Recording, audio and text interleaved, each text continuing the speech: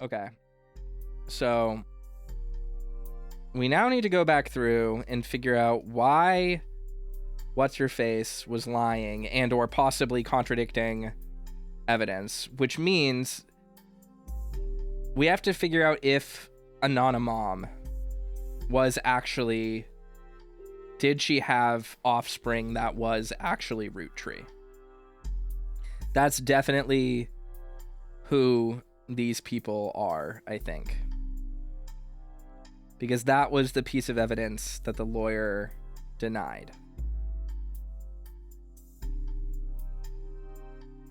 But looking back over this shit is fucked. Because I just saw this. These were people we confirmed in the actual fucking game. Like the actual fucking game. So I have to go back and reinvestigate these people who we confirmed were Roottrees. Because they might not be fucking Roottrees at this point. And that's bad, guys. I am not expecting myself to be able to solve all of this. I am genuinely scared of this. In fact, it's not great for us. So I guess we're just going to go down the generational line, and I'm going to actually start here and see, Jesus fucking Christ, there are so many clues that I just haven't fucking found yet. So I'm going to have to re-research all these people. Can you believe this?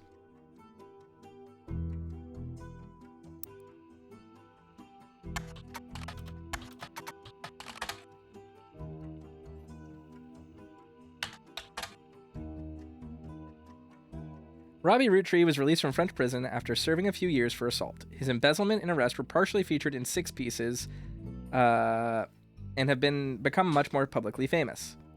He has not yet returned to the United States, but when journalists reached out to him recently after the death of his mother, he had issued a blanket statement a few days ago. The death of my mother was hard on our family. My brother and I, after spending time together caring for her in mourning, have finally made amends. It was highly transformative few weeks, and when it came to our relationship, I'm in the recovery from my addiction, and a major aspect of that process is that I wish to stay positive. Ron was announced as president of Roottree. Wow, he was made president during the Roottree rift, but the next press release immediately reversed the announcement and instead stated that Ron and Clark would take over. A few weeks later, Ron was dropped from the title entirely. There are hundreds of results about this development. Most articles are retelling of basic details. Some veer into heavy speculation based on an article about Ron in Business Watch. Man, I haven't even been looking at Business Watch, and there have been other fucking business people. Ron's also done some interviews saying the truth of what went on behind the scenes is not something he wishes to discuss. Instead, he hopes to release a movie about it someday. 3 weeks ago, Ron's mother, Gwen, died in Paris, France. He and his brother, Robbie, have seemingly made amends. Guys like us. She died peacefully in her sleep while being treated for a sudden severe case of pneumonia. Before that, she had apparently been in relatively good health. According to her friends and family in Paris, she was 67. Did they fucking kill their mom?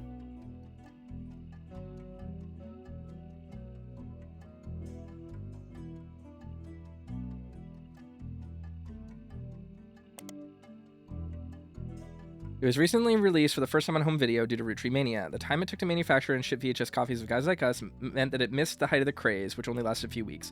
Even so, it did sell modestly well, and there have been talks of a remake.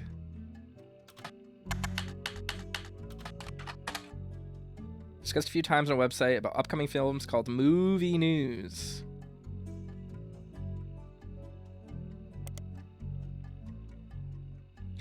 Rumored cast is Cameron Diaz, Linda Florentino, and Chris O'Donnell. According to leaked news, the remake has been put on an indefinite hiatus due to its director dropping out in the wake of a serious medical issue. But that's only a rumor.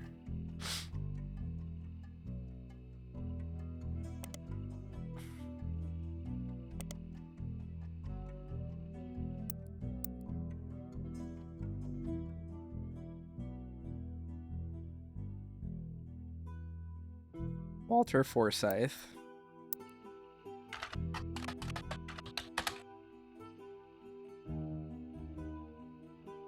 did not make an appearance at Gwyn Roottree's funeral. Because of his absence, there were rumors online he must have already died, but according to a reporter that tracked him down, he's in his 70s, still lives in Paris, and is in perfectly fine health.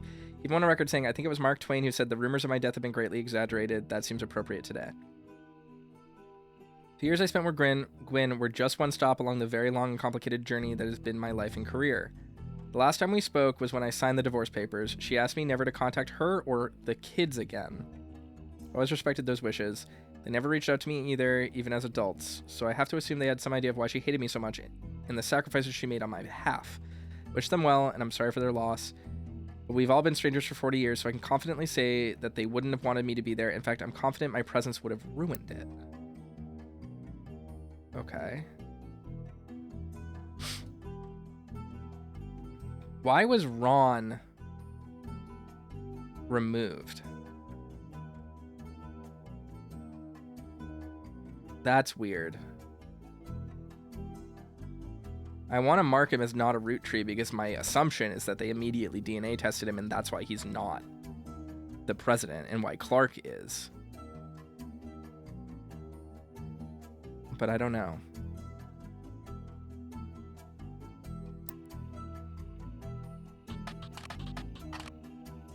Hasn't been updated. Fuck.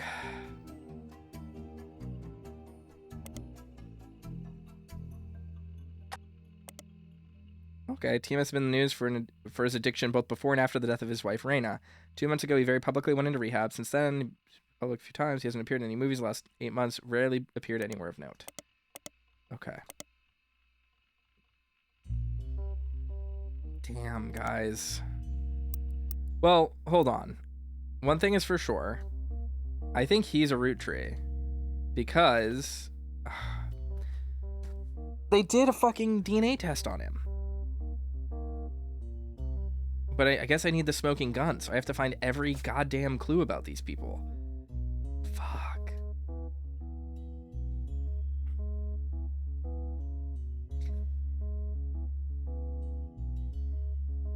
I'm just like, I'm so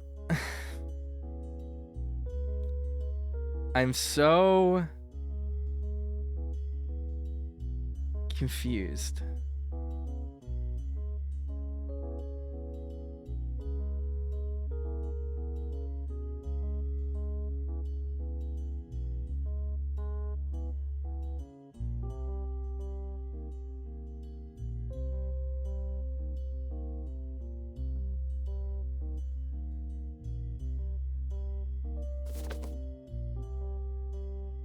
I found 2 smoking guns.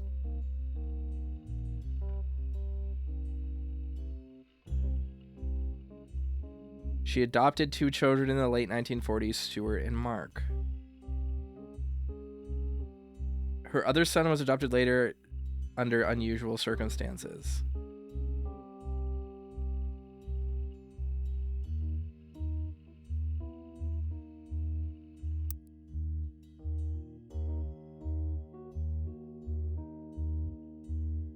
He's not a Roottree. Because he already was born. Or was already adopted. He was just adopted. But Mark was the doorstop baby. What is the smoking gun, though?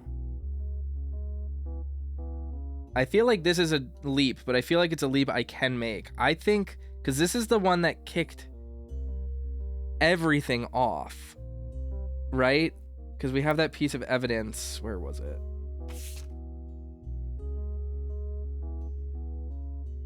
The Roottree lawyers went after her. Okay. So that would be, this is one of them. This is, what's her name?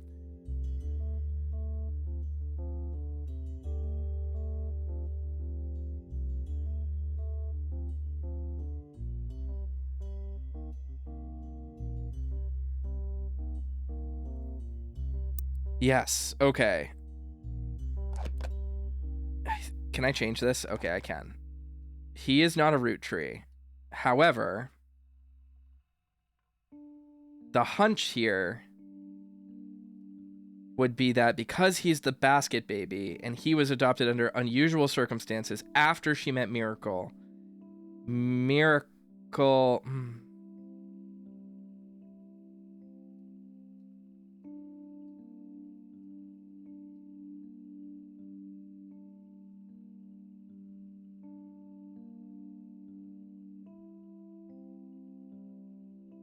He was straight up just adopted.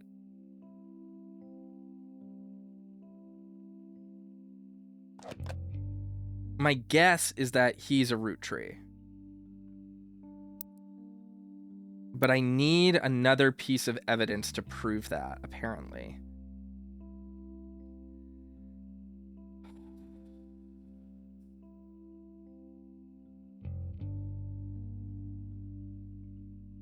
What can I look into for that?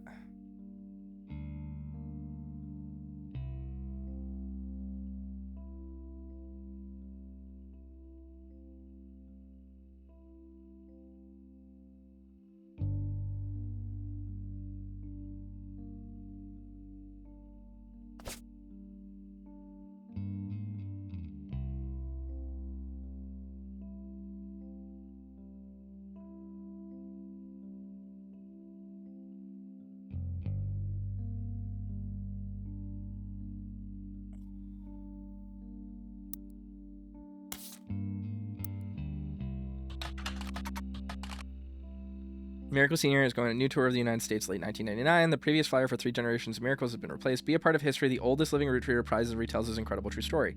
Miracle Roottree grew up in the famous 5 Pieces, living a life of wealth and luxury, but fortune was nothing compared to the powerful force of the Almighty. Doctors determined he was destined to die young but fated different plans. He's lived a long and fruitful life, although he is now in his 70s and his age is beginning to make life on the road more difficult. Consider this your last chance to see him in town before he settles back down in Pennsylvania. His intimate evening, Miracle will reminisce about his famous history. He'll discuss his family's saints and sinners and provide a unique perspective on one of the most notable families in the United States today. Learn what originally drove him away from his fortune and into the arms of religion, and how his life has become more wealthy in spirit than it ever could have been from his inheritance. It also mentions the churches will be appearing. Nothing from his news appearances. What were his news appearances? Miracle Network. Nope. Okay. Miracle 3rd. Miracle Jr., maybe? No. Clergy Watch. Don't want to search that up. No. Authors mentioned that Edith has a bit of a checkered past herself. Doesn't clarify. Edith's sister. What was this? What was her name? Edith Jacobson. Did I already search all this shit?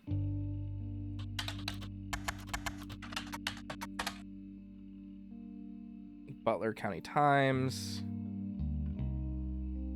You might be able to find the article somewhere else. Did I already do this? Page hasn't been updated in a million years.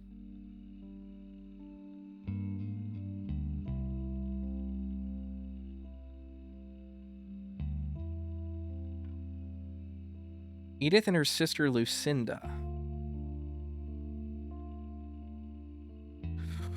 Toasterito Jacobson.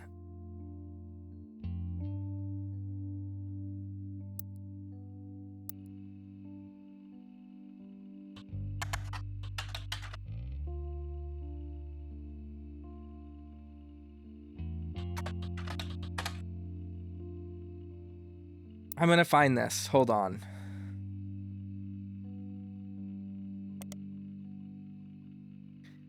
Lucinda Jacobson was Edith Jacobson's sister.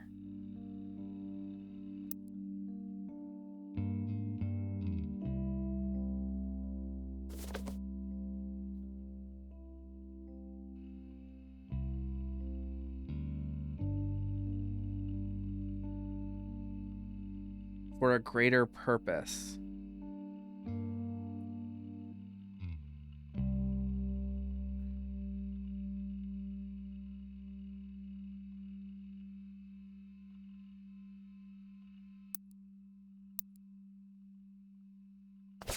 Wait a second.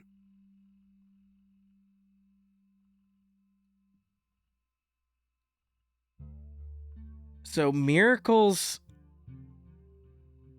son married Edith Jacobson, and then Edith's sister, Lucinda, bailed Mark out of jail? Why? And why is that a smoking gun?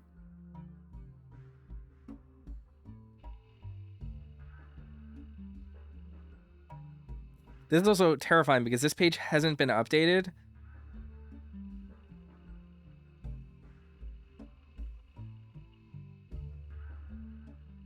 In 1971, when she was 18, Edith and her sister Lucinda were arrested for trespassing, pretending to be church employees in an attempt to get into the room where the church houses their weekly tithings.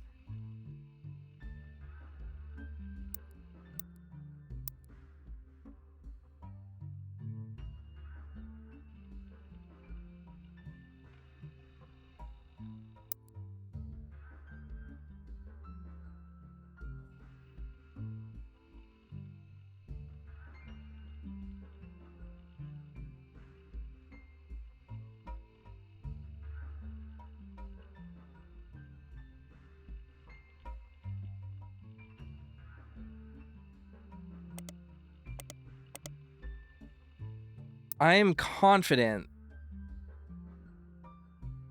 Okay. I don't know how I did this.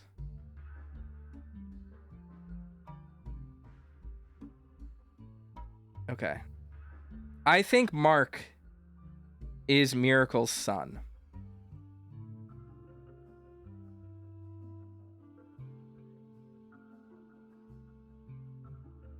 The timeline matches up. Stuart, we can rule out because he was straight up adopted.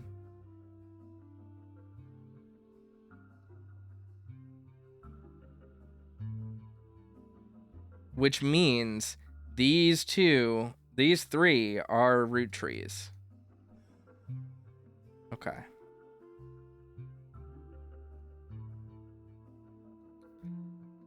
I don't know if we can prove whether or not Frank is a Roottree. We haven't found this clue yet. What could this fucking clue possibly be?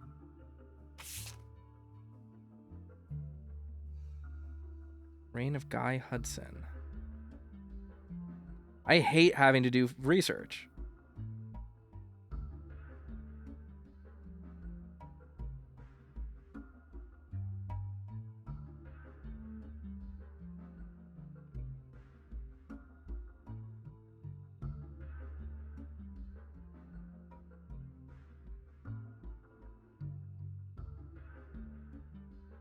Who's Beth?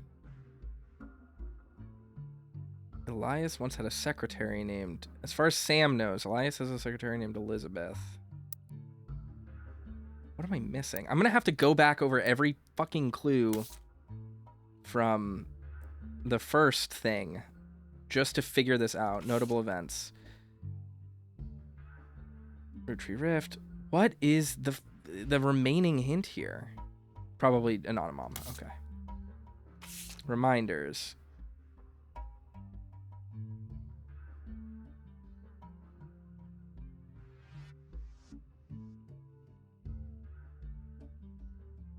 Ronald and his brother Robert both worked on a TV show called Brother Trouble until Robbie embezzled money and fled to Paris.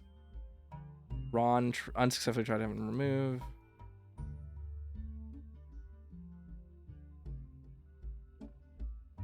We have Lauren's books.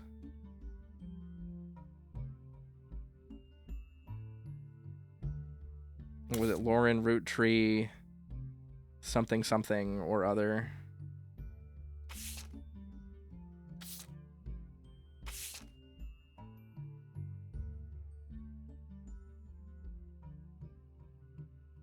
Two diaries. Let's look up Lauren Roottree. Wake of Sick Pieces release, Lauren Roottree of A Life Between War was tracked down by a reporter as being one of the most upscale memory care facilities in Pittsburgh. Minor backlash towards a reporter that tracked Lauren down because they were caught standing on a ladder and holding their camera over the privacy wall to take a photo of her and her son Clark sitting on a bench outside near Small Pond. Oh, that's really sad. All right, hold on. Lauren Roottree, A Life Between Wars. There's a new version. When visiting Lauren's book, there's a single passage that focuses on potential affairs in her immediate family. Great. I should have fucking looked this up forever ago. Entry entitled Cruelty from Lauren, Roottree's Diary, written in 1963. Focuses on the relationship between her mother and her father. Only redundant information during your previous investigation remembers the subject of affairs that may be more useful this time around. I am no stranger to true love. Jacob and I married at an age that most deem unfit for marriage, but he was also enlisting at an age that most deem unfit for war. We had no choice. I knew in my heart that our marriage was one for the ages. He and I would still be together today, if not for Okinawa. That was nearly 20 years ago, but there is an emptiness in my soul.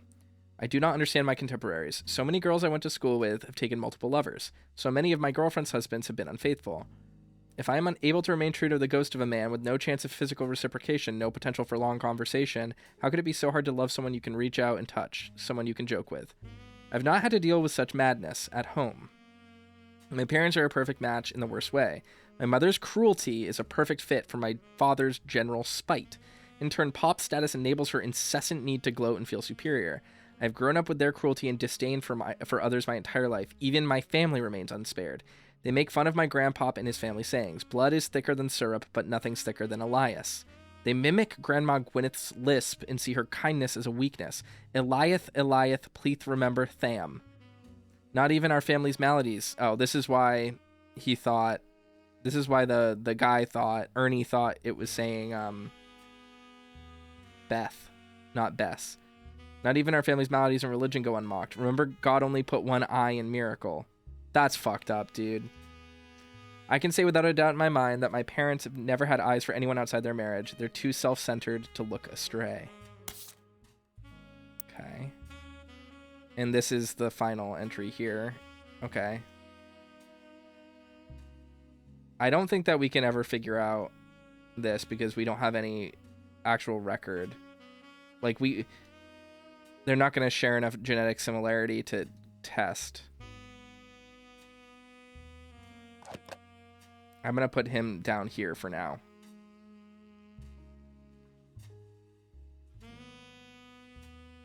I'm not even going to begin touching this until I start ruling other people out.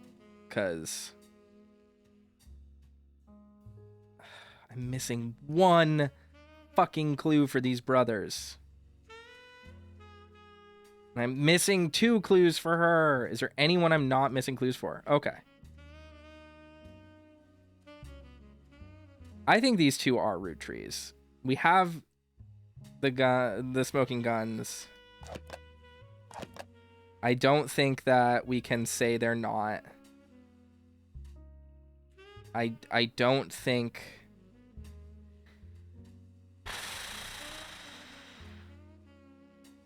Yeah, I don't think that there's any issues with them. That's all good. Let's look at the others that we have smoke guns for. Flavio. Okay, we're missing one. I wonder if this has something to do with his girlfriend?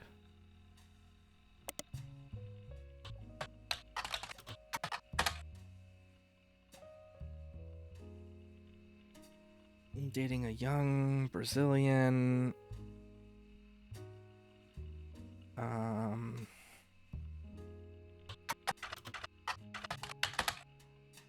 Isn't that her name? No, Alves, not Alvarez. Nenhum resultado relevante, which is Portuguese for no relevant results. Sonia Alves, common name in some parts of the world. Didn't she have a different name that she went by? Or was it?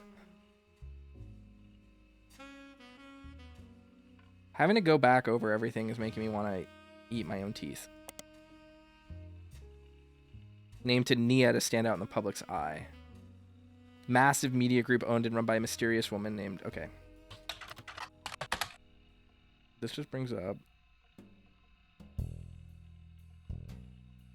Now her company owns television networks, magazines, newspapers.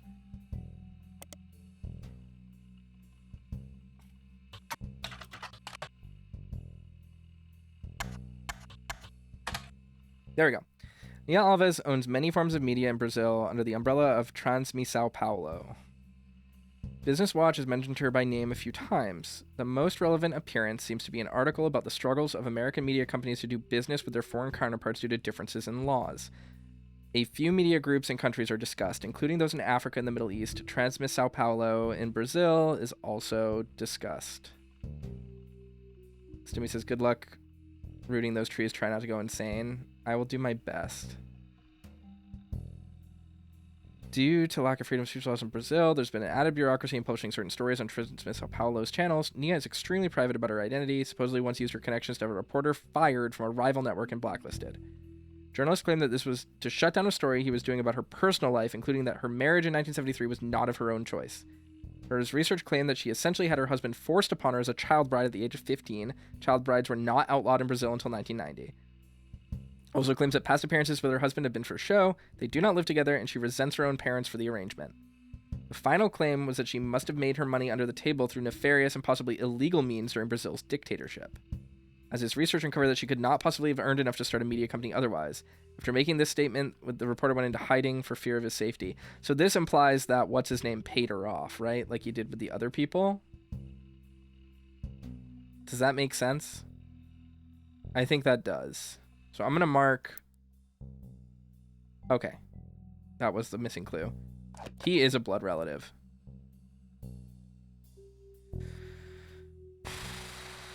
Okay. What the fuck am I missing with her?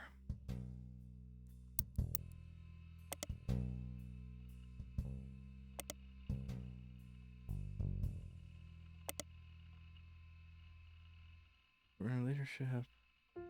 Long Hong Bo. Same thing. Lang Hong Yu. Once again, same data. Nothing else.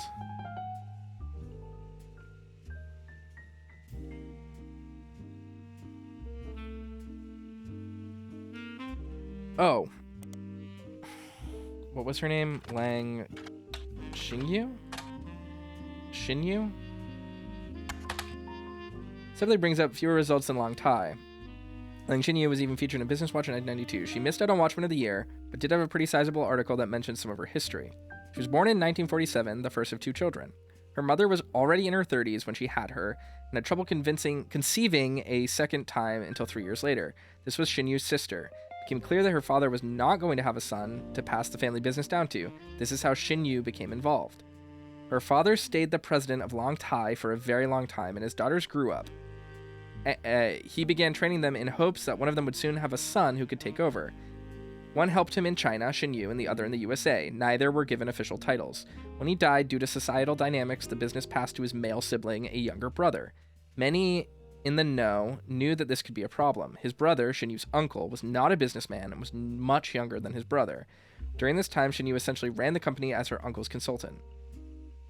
He began to have problems related to dementia, and Xinyu, who had already been running things behind the scenes, performed somewhat of a power play. She stopped working until the results of her absence began to cause problems. Only then did they admit he needed her. Fewer results than Long Tai. Business Watch fairly often in the last 20 years. Fortunately, this makes search results not particularly helpful. When you sort to find the oldest articles, however, one of the earliest mentions from 1979 stands out as very unusual because it doesn't involve Long Tai's business.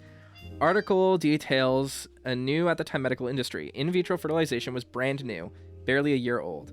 After the first successful IVF birth in 1978, it's seen the industry began to grow and featured an article about different companies all over the world and the cost that they could charge for their services was in Business Watch. It's included a few cases of high-profile customers willing to pay a premium.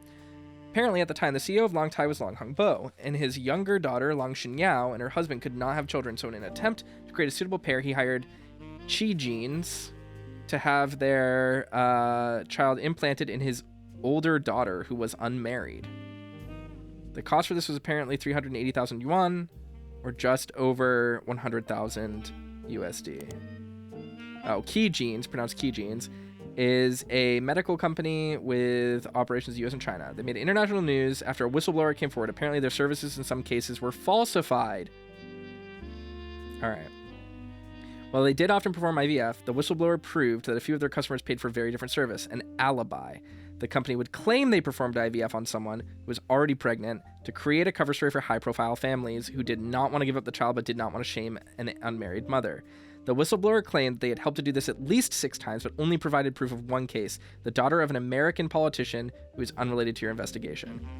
Key Genes shut down soon after, and both founders have reportedly fled to Lebanon, where there's no extradition to either China or the US.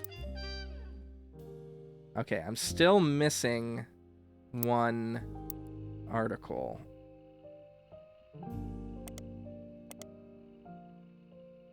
Later in 1994, the long article spells out huge controversy. It seems that a whistleblower came forward to the U.S. government about Key Genes, which was said to have been founded in China by a partnership involving American Chinese medical specialists.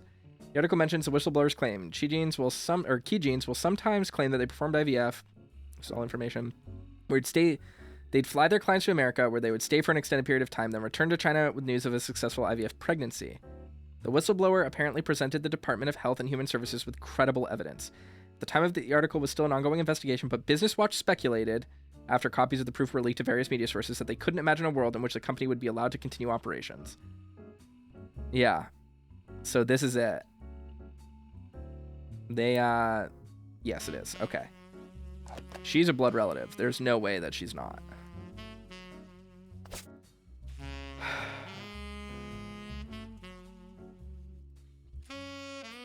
These will have to go over.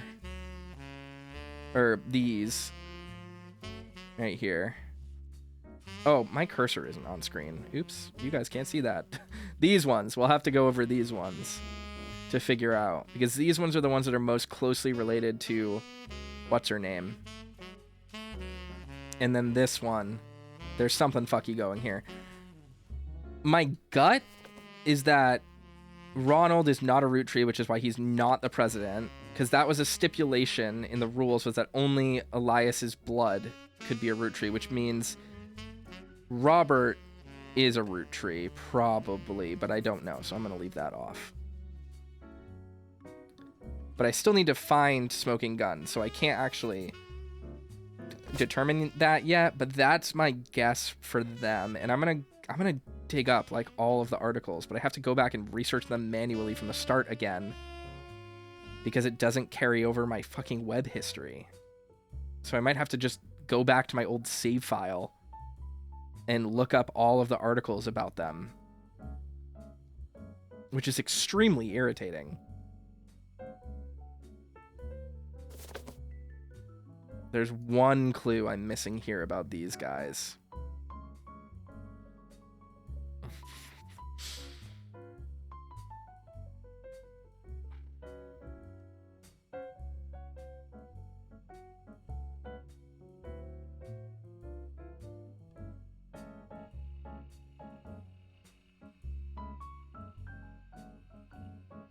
Antonelli's, Kitchen Tales. Actually, double is a way to remember certain ingredients.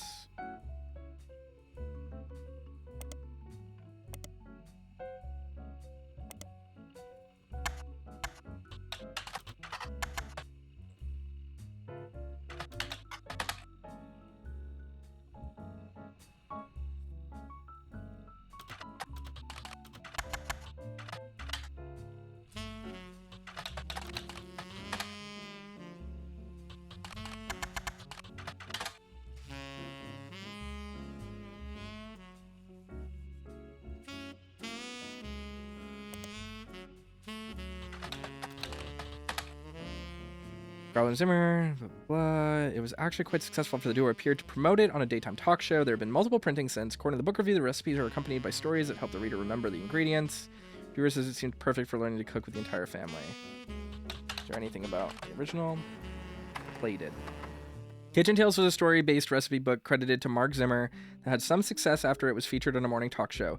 Book released before the internet was widespread, so mentions are rare. One book collector states that the publishers were unprepared for the demand and there was no second printing, so it's unusual to find a copy in the wild. You find an alternative medicine website which focuses on cooking with natural ingredients. It mentions that one of Kitchen Tales' recipes used salt water. It says if you switch out the salt water recipe for a mix of 2/3 spring water and 1/3 filtered seawater, it tastes great. What? Plated loaf. Kitchen Tales is a book that combines recipes and stories. It had mild popularity but seemed to disappear from online marketplaces. For years, two bakers, Flora and Yates, flirted. They grew their friendship, compared recipes, and combined knowledge. She loved his salt and pepper beard. He adored her rosemary cheeks. They thought sweetly about one another, but he was one day whisked away, conscripted to bake the army's bread. By the oil of the lamp, Flora's tears began to salt her bread. The recipe asks for the reader to combine flour, yeast, sugar, olive oil, rosemary, and combine the salt and water together and add the mixture and whisk until the dough begins to form. It was 10 to 12 years later that they met again, seemingly by fate. Flora's unique dough had earned her a position as the king's personal baker. Yates had found success as well. He baked for the kingdom's 45 diplomats. One day, they returned from the Dutch Isles with a gift, 450 unbaked loaves, and were sent to the palace bakery to teach a method that required no kneading. Allow the dough to proof for 10 to 12 hours, then spread it out and let it sit for over 45 minutes on a floured baking sheet with no kneading. Prepare a Dutch oven preheated to 450 degrees. Upon seeing Yates, Flora was both delighted and distraught. She felt as if she was torn in two. She had not been made aware of the gift and had already prepared buns for the palace ovens. She wished to greet Yates warmly, but was struck by fears that he'd be unable to bake with her. That she'd face retribution for being unprepared. She cried to Yates, adding more salt to her dough. Yates eased her pain. He insisted she had no obligation to prepare for a return she thought impossible, but he shared her fear of retribution. He knew if they did not solve her predicament, they'd miss their final chance to bake together. In the end, instead of wallowing in the present, they worked together to shape the future. They twisted and entwined their doughs and baked them as one. Thus was born the plated loaf. Word quickly spread of this new delight. The king's decree on royal parchment was that it would be considered a delicacy. This is porn, right? Roll and twist the pieces to entwine them, take the twist, wrap it up. Bankrolled by the king, Flora and Yates spent their days baking together. They traveled for 45 years and settled down for 15 more. Their souls were golden, with no regrets. Lastly, bake for 45 minutes. Okay.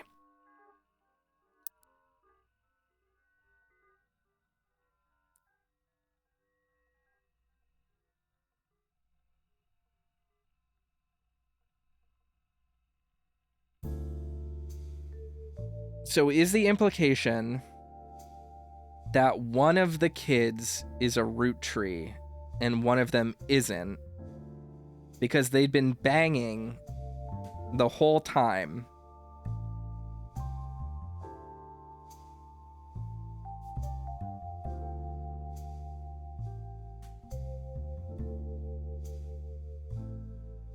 Yes.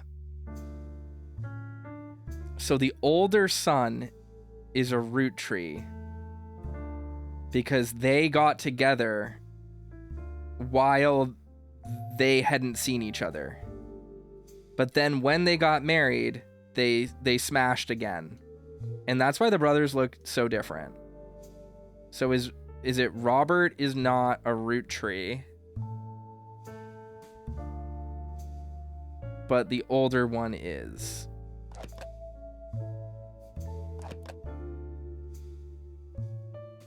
Okay.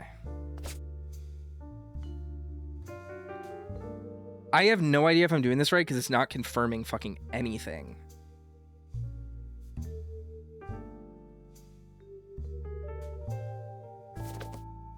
Ugh. Okay.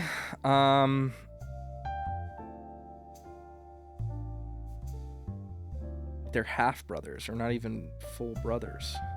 It's gonna tear their business apart. I have to get this shit sorted out because if I don't, I'm gonna lose my goddamn mind. And that's gonna be, that's gonna be really bad. I don't have a Ron Roottree article, so let's look that up.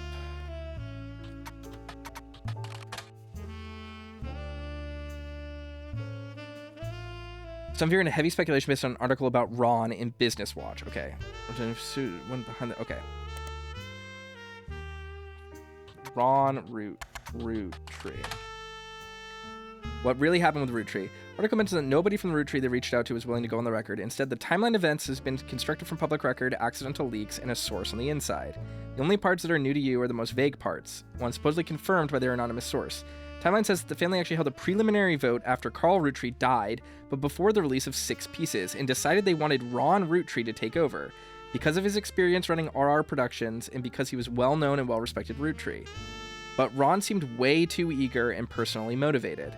They were worried he would gut the Clancid Trust to remove Robbie Roottree.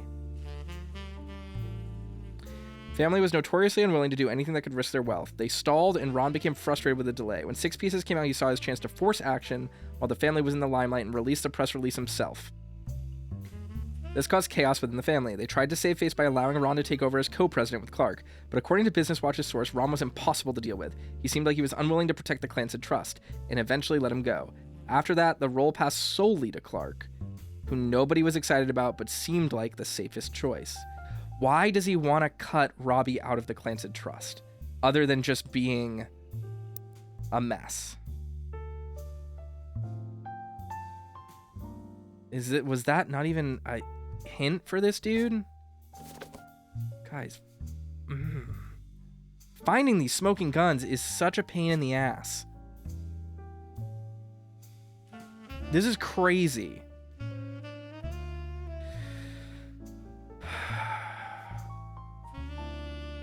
Okay.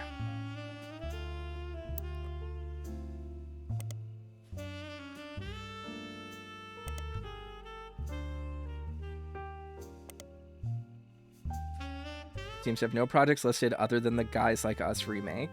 Okay. So that's something, I guess. Let's look at the family. Penelope Tessa Green. Jack Roottree and Christina Roottree.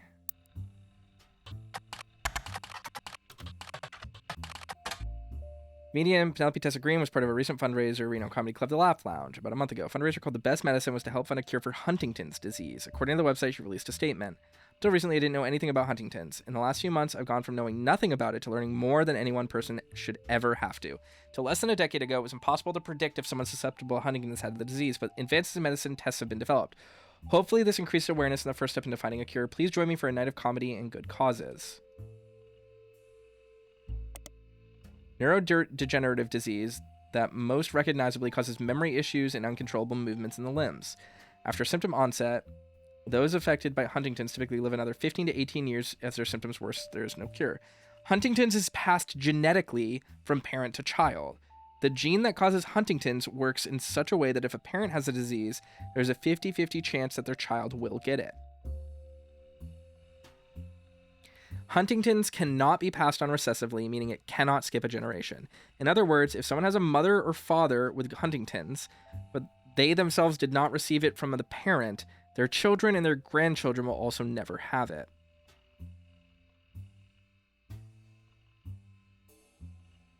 Till the early 1990s, it was impossible to test for Huntington's. Symptoms would usually appear later in life. This would be often after the person had children. In 1993, due to determining which gene causes Huntington's, it did become possible to test children for it and know if the disease was passed on or not. For a variety of complex reasons, however, children are considered unable to consent to such a test and are therefore very rarely tested unless they're showing early symptoms.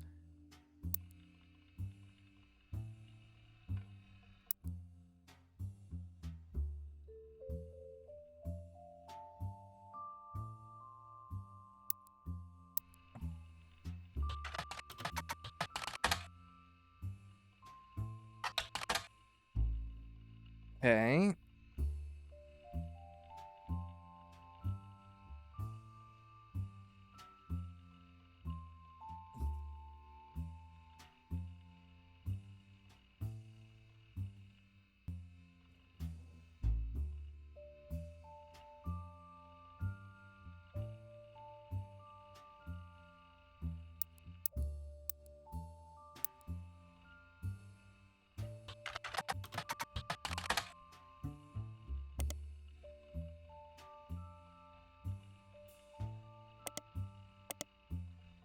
What was the magazine that she was in? Divorce, 1958 from Wild Bill Williams. There's no update here.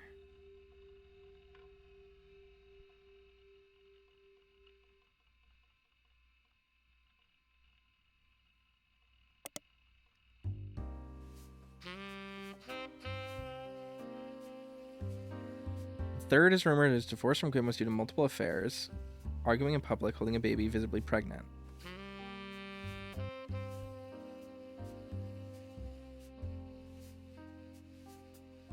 Multiple affairs, but she was already pregnant and already had a kid.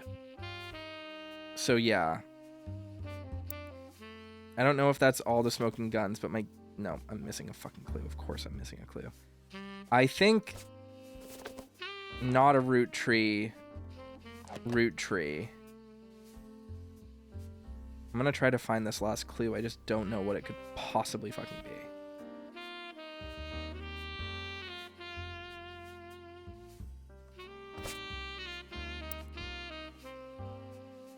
Let's look.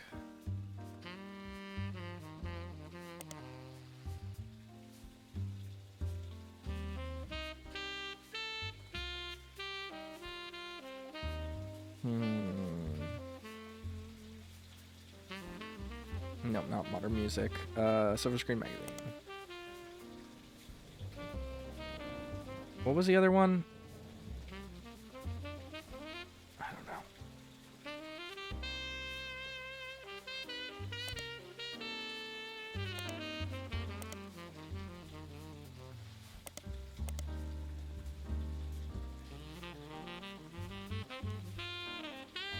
Guys Like Us.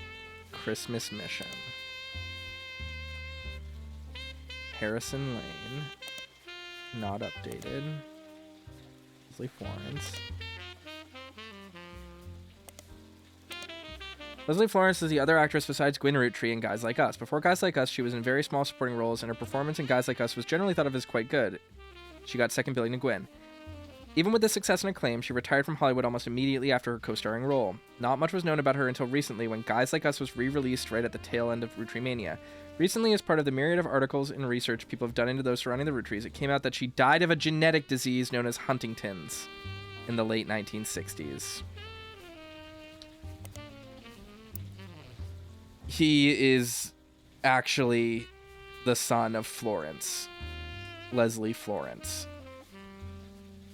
Okay, that confirms it then.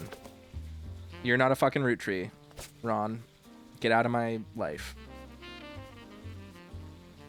Did I have I made a determination about everyone? Do I have all of the smoking guns for every other person? I think I do. So now I can actually start working on... Oh, I don't have him. Okay. Portland Telegraph, Ruby Spratt. Business Watch, The Roottree Rift. Fountain of Youths. Interesting. Okay. I totally forgot that I had to do him. I thought they DNA... Oh, no. Because Ruby's the one doing the DNA test, so she's probably fucking involved in falsifying him, too. Oh. Okay. Man, Ruby's really throwing a wrench into this whole thing, isn't she?